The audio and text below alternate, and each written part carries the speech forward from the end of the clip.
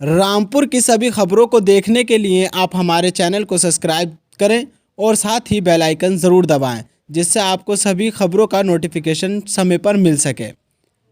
UP चुनाव में बहुत दिनों से रामपुर की राजनीति में कुछ सुगबुगाहट नहीं दिखाई दे रही थी, लेकिन जैसे ही सीतापुर जेल से अब्दुल्ला आजम की रिहाई हुई है, उसके बाद रामपुर की राजनीति में मानो जैसे बाढ़ आ गई हो।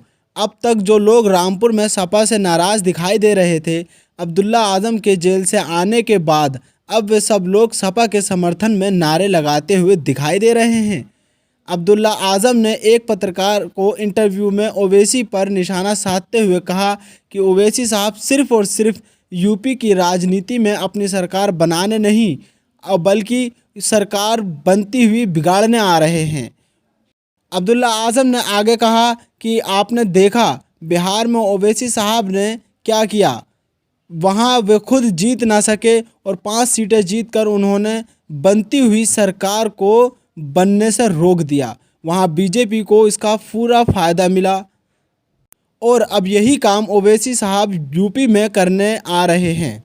आप बताओ, क्या 100 सीटों पर चुनाव लड़कर कोई सरकार बना सकता है? नहीं बना सकता, लेकिन किसी दूसरे की बनती हुई सरकार को रोका ज़रूर जा सकता है और वे यही काम सिर्फ कर रहे हैं।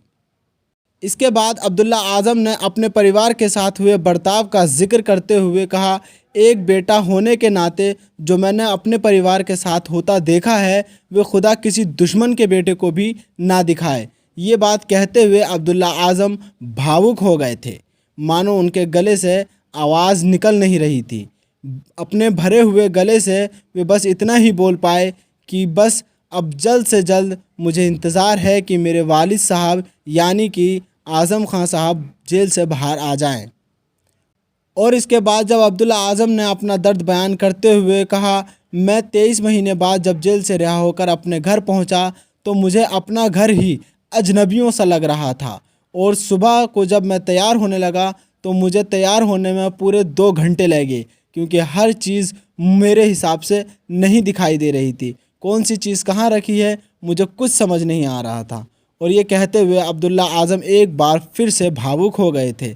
दोस्तों, आपको हमारी ये खबर कैसी लगी? आप हमें कमेंट्स बॉक्स में ज़रूर बताएं।